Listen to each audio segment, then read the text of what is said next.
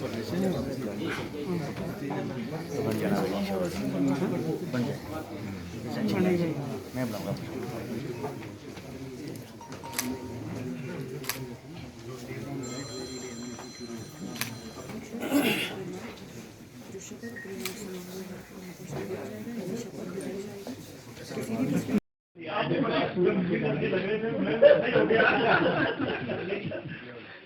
चलो बड़ा अच्छा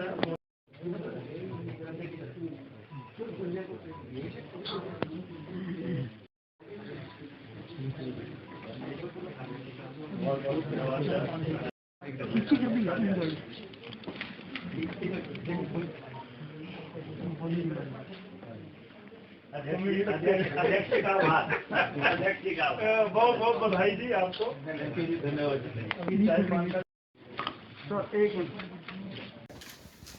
भवानी सिंह पठानिया, जो विधानसभा का सदस्य निर्वाचित हुआ हूँ, ईश्वर की शपथ लेता हूँ कि मैं विधि द्वारा स्थापित भारत के संविधान के प्रति सच्ची श्रद्धा और निष्ठा रखूंगा, अक्षुण्ण रखूंगा तथा जिस पद को मैं ग्रहण करने वाला हूँ उसके कर्तव्यों का श्रद्धापूर्वक निर्वहन करूंगा।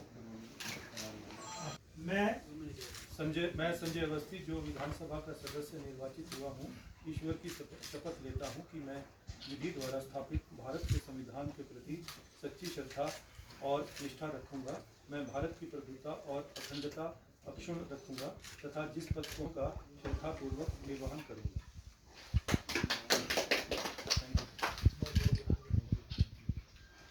अभय ठाकुर, विधानसभा का सदस्य निर्वाचित हुआ हूँ, ईश्वर की शपथ लेता हूँ कि विधि द्वारा स्थापित भारत के संविधान के प्रति सच्ची श्रद्धा और निष्ठा रखूंगा। मैं भारत की प्रभुता और अखंडता अक्षुण्ण रखूंगा और तथा जिस पद को मैं ग्रहण करने वाला हूँ उसके कर्तव्यों का श्रद्धापूर्वक निर्वहन करूंगा।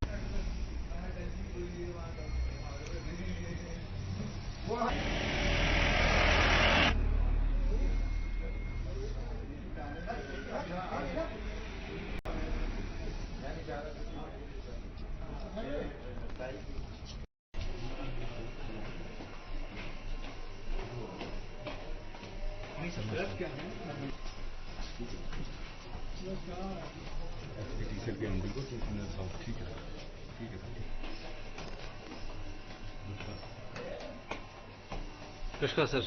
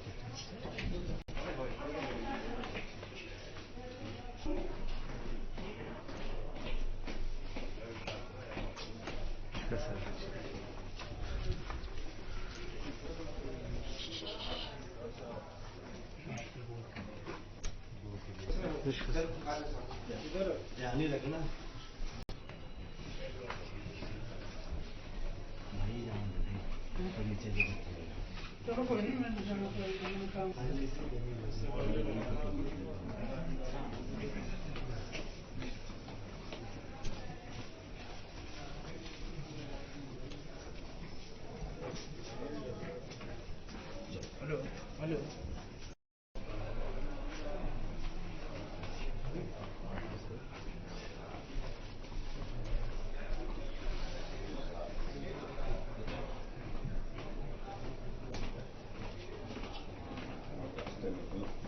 नमस्कार सर।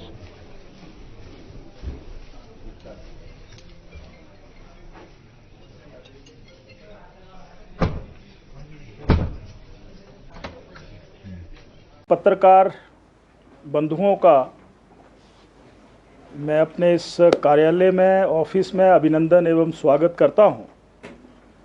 अभी हाल में ही हिमाचल प्रदेश में जो उपचुनाव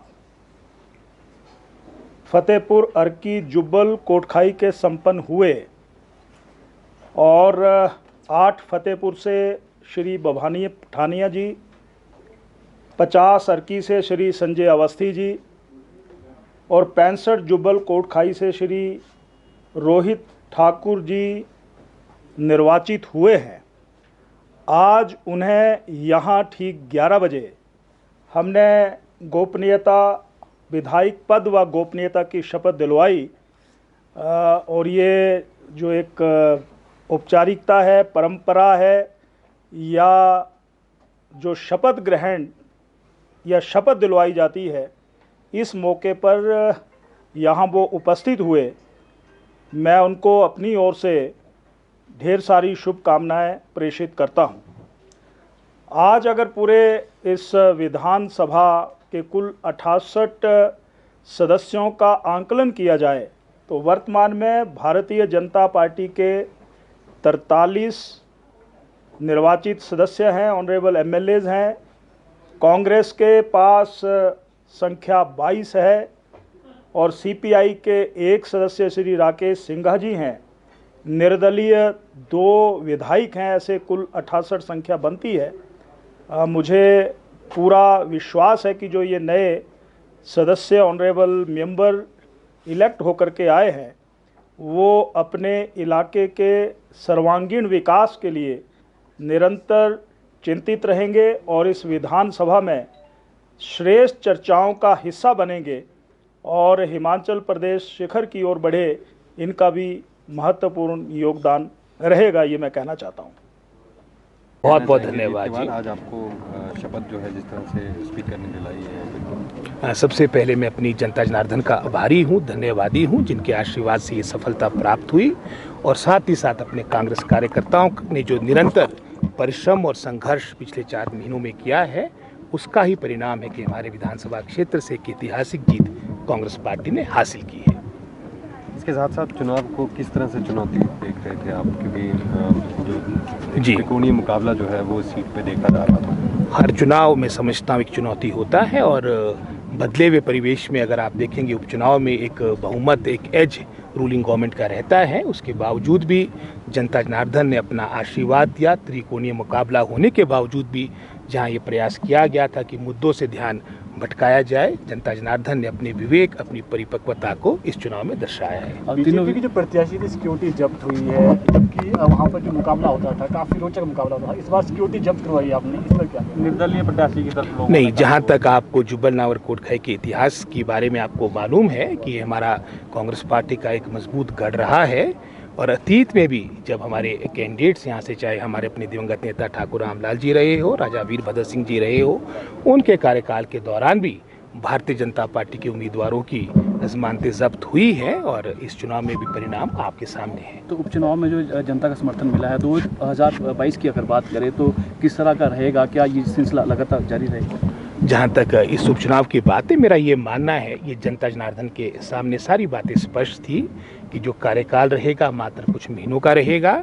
जुब्बल नावर कोटखाई की प्रबुद्ध जनता जनार्दन ने आने वाले भविष्य को देखते हुए, आने वाले मैं समझता हूँ समय को देखते हुए, क्योंकि 2022 को मात्र कुछ वर्ष भी मैं कहूँगा नहीं, अपना जनमत दिया है। अतीत में किस पार्टी ने कार्य किया, अगर आप वर्तमान सरकार की कार्यकाल की बात करेंगे, 4 वर्ष तक ये सब मैं समझता हूँ कुंभकर्णी नींद सोई हुई थी। मात्र जब उपचुनाव की शुभ घाट प्रारंभ की तब इन्होंने आनन फानन में कुछ नोटिफिकेशंस की थी, घोषणाएं की थी। लेकिन जैसे मैंने पहले कहा, हमारे जो प्रबुद्ध मतदाता अपने विवेक के लिए, अपनी परिपक्वता के लिए जाने जाते हैं और यही कारण है कि पूरे हिमाचल प्रदेश में जुब्बल नावर कोटखाई एकमात्र ऐसा विधानसभा क्षेत्र है जहाँ से 2 मुख्यमंत्री निर्वाचित हुए हैं। सर, क्या प्राथमिकताएं रहेंगी आपके इस कार्यकाल में? कुछ ही समय आपको मिला है, जी कैसे लेंगे आप इसे? अब जैसा आपने कहा कि मात्र कुछ महीनों का कार्यकाल है, मेरा ये प्रयास रहेगा कि 2017 के उपरांत मैं समझता हूँ जो मेरे समय की प्राथमिकताएं थी, प्रायोरिटीज़ थी, जो लंबित पड़ी है इस कार्यकाल के दौरान, जो समय मेरे पास है उसका एक एक पल का सदुपयोग हो। उदाहरण के तौर पे हमारे समय की जो मुख्य सड़क थी ठियोखड़ा पत्रहाट कोटी रोड, उसका लगभग कोई 8% के आसपास का कार्य शेष रहा है, उसका कार्य मुकम्मल हो। मेरे समय की जो आपकी DPRs थी सड़कों की, वो आज तक लंबित पड़ी है, उसकी स्वीकृति प्राप्त हो। पेयजल क्षेत्र की अगर मैं बात करूँगा, 38 करोड़ की हमारी ब्रिक्स की पब्बर नदी से 28 पंचायतों के लिए जो हमने डिस्ट्रिक्ट शिमला की एकमात्र पेयजल योजना सैंक्शन करवाई थी 38 करोड़ की, उसका 4 वर्षों तक मैं समझता हूँ टेंडर भी वर्तमान सरकार अवार्ड नहीं करवा पाई। उसका कार्य शीघ्र आवंटित हो, कार्य प्रारंभ हो। 66 kV का सबस्टेशन विद्युत क्षेत्र हमारा हाटकोटी में कार्य चला है, बड़े कछुआ चाल से चला है, उसको भी शीघ्र अमली जामा पहनाया जा सके। हमारे कार्यकाल के दौरान एपिडा के माध्यम से 3 कोल्ड स्टोर्स हमारे क्षेत्र में 8-8 करोड़ के स्वीकृत हुए थे और डबल इंजन सरकार के बनने के बाद इसको निरस्त किया गया, उसको भी बहाल करने का हर संभव प्रयास होगा। सर एक बात है, बागवान ना कुछ रेट नहीं मिल पाए, MIS और MSP की मांग हो रही है, क्या अगर आपकी सरकार आती है 2022 में तो आप प्रयास करेंगे कि बागवानों के ये मुद्दे? जहाँ तक सेब भावले क्षेत्र की आपने बात कही है, जुब्बल नावर कोटखाई में लगभग हिमाचल प्रदेश का 25 से 30% के आसपास सेब का उत्पादन होता है और कांग्रेस सरकार के कार्यकाल के दौरान चाहे हमारे सरकारी क्षेत्र में कोल्ड स्टोर स्थापित करने की बात रही हो, चाहे अपने क्षेत्र को जीवन रेखा भाग्य रेखा सड़कों से जोड़ने की बात रही हो, एक मजबूत आधारभूत ढांचा स्थापित किया गया है और आने वाले समय में ये क्रम जारी रहेगा। धन्यवाद। ऐसा है कि 8 से 10 महीने जो हैं वो इस टेन्योर में शेष हैं, तो सिर्फ एक चीज़ दिमाग में आती है कि काम बहुत ज़्यादा है, टाइम बहुत कम है, तो बस यही है, मतलब थोड़ा एफर्ट ज़्यादा करना पड़ेगा। सर ऐसी कोई प्राथमिकता जिसको 8 से 10 महीने के भीतर आप पूरा करना? हाँ जी, प्राथमिकताओं में जो हमारी पुरानी स्कीमें हैं, पुरानी हमारी परियोजनाएं हैं, 2016-17 में सैंक्शनड ये परियोजनाएं थी, स्वर्गीय राजा वीरभद्र सिंह और सुजान सिंह पठानिया इनके द्वारा सैंक्शन की हुई तकरीबन 4-5 स्कीमें ऐसी हैं जिनके ऊपर मतलब अभी कार्य प्रारंभ नहीं हो पाया है, जिसमें एक रे कॉलेज की बिल्डिंग है हमारी। अगर आप देखें, अगर हम ये मान के चलते हैं कि युवा जो है वो देश का भविष्य है और भविष्य अगर रेंटेड अकोमोडेशन से अगर अपनी क्लासेस चला रहा है तो वो हमारे लिए काफ़ी मतलब नालायकी वाली बात है, तो उस बिल्डिंग का कार्य जो है वो चालू करवाना एक प्राथमिकता रहेगी। उसके अलावा फतेहपुर के अंदर हमारा एक मिनी सचिवालय है, वो भी 2016-17 से पेंडिंग काम है उसका, वो चालू करवाना है। तीसरा कम्युनिटी हेल्थ सेंटर हमारा राजा का तालाब वाला रेंटेड प्रेमिसेस से चल रहा है। एक धनेटी चुरूड़िया की वाटर सप्लाई की स्कीम है, एक डूग चुरूड़ी की हमारी सड़क और डूग खड्ड के ऊपर पुल है। तो ये 5-6 परियोजनाएं हैं जिनको प्रायोरिटाइज करके इनको कंप्लीट करने की कोशिश करेंगे, क्योंकि ज़्यादा चीज़ों में हाथ डालने की कोशिश करी तो कुछ भी नहीं हो पाएगा। सर समर्थन की बात करें, चारों सीटों की बात करें, लोकसभा और विधानसभा का कांग्रेस को समर्थन मिला है, जनता ने कांग्रेस को यहाँ पर चुना है, क्या कहेंगे? नहीं, देखिए, भावनात्मक मुद्दे जो होते हैं वो सिर्फ एक टाइम तक रहते हैं, ठीक है। अब भावनात्मक मुद्दों में बहकर हो सकता है 1 या 2 बार वोट जो है वो भाजपा को पड़ गया हो, लेकिन जब मैं महिलाओं की बात करता हूँ, जब वो तड़का लगाने जाती हैं ना आज, तो उनके साथ डिस्कशन करके यही सामने आया कि पहले जी ऐसे करके सरसों के तेल की बोतल का ढक्कन खोला जाता था, कड़ाटी में उसको ऐसे पलटा जाता था और खुला एक तड़का लगाते थे। आज एक कड़छी में वो तेल को राशन करके फिर उसका तड़का लगाया जाता है, क्योंकि 74 रुपये की बोतल आज जो 240 रुपये की बिक्री है। तो भावनात्मक मुद्दे एक समय तक चलते हैं, उसके बाद रोजी रोटी की बात आ जाती है, रोजगार की बात आ जाती है, महंगाई की बात आ जाती है, और वही वो जो है वो सामने आया है। आपको क्या लगता है कि तड़का बीजेपी को लग गया उसका जो महंगाई का? नहीं, ये तड़का तो अभी लगना है, ये ट्रेलर है। तड़का ये बेसिकली 2022 के लिए मैंडेट है, और मेरे हिसाब से अभी भी देखिए, जैसे ही आपका रिजल्ट आया अगले दिन 10 रुपये जो है वो आपकी एक्साइज कम कर दी। मेरा ये मानना है एक्साइज में भी 23 रुपये का और जो है वो एक स्कोप है। सन 2014 में डीजल के ऊपर एक्साइज 3 रुपये थी, जो अभी भी शायद 27 या 28 रुपये है, तो 10-15 रुपये जो है डीजल के ऊपर और एक्साइज का वो हो सकता है। सबसे बड़ी बात जो है, एक फूड सिक्योरिटी आपका जो इसमें आपका एसेंशियल कमोडिटीज़ एक्ट है, एसेंशियल कमोडिटीज़ एक्ट को मॉडिफाई किया गया था किसान बिल 3 को उसको अकोमोडेट करने के लिए, जिसमें भंडारण की क्षमता के बारे में बताया गया है।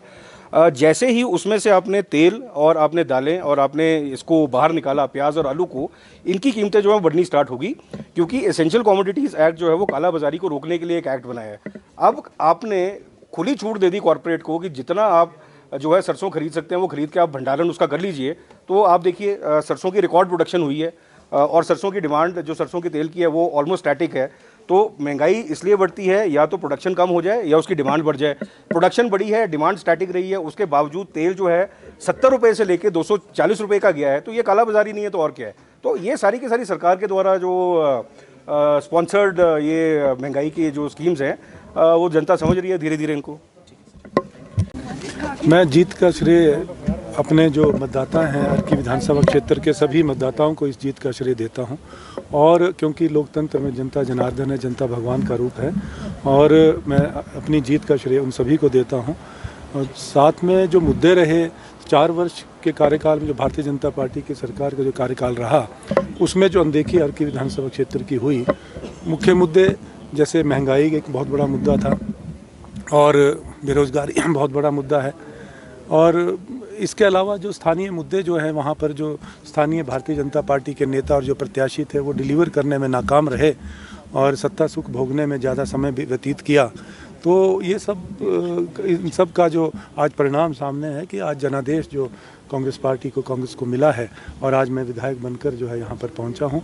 इस जीत का श्रेय जो है समस्त जनता को जो अर्की के मतदाता हैं उनको देता हूँ। सर, 1 साल से कम का समय बचा है, ऐसे में आपकी प्राथमिकताएं क्या रहेगी जिन्हें आप समय रहते पूरा करना चाहेंगे? अगस्त माह में माननीय मुख्यमंत्री महोदय ने अर्की विधानसभा क्षेत्र का दौरा किया था और उसमें घोषणाएं करके आए थे।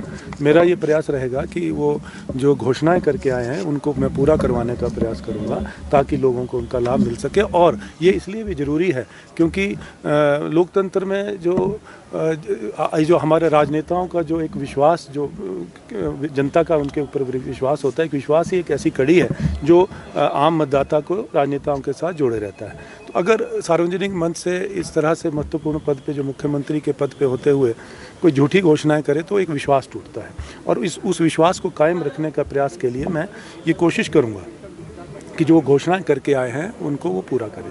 अवस्थी जी, 1 साल बाद फिर से चुनाव है, फिर से आप चुनाव मैदान में होंगे, क्या ये जो जीत का सिलसिला है कांग्रेस का आगे भी जारी रहेगा? बिल्कुल बिल्कुल, ये आगाज़ है, ये आधारशिला, ये नींव रखी गई है 2022 के आम चुनाव के लिए। और आने वाले 2022 के आम चुनाव में एक इमारत बनेगी, एक तस्वीर बनेगी जो आज जो लोगों ने देखी है, और प्रचंड बहुमत से जो है कांग्रेस पार्टी बहुमत में आएगी और सरकार बनाएगी और लोगों की सेवा करेगी।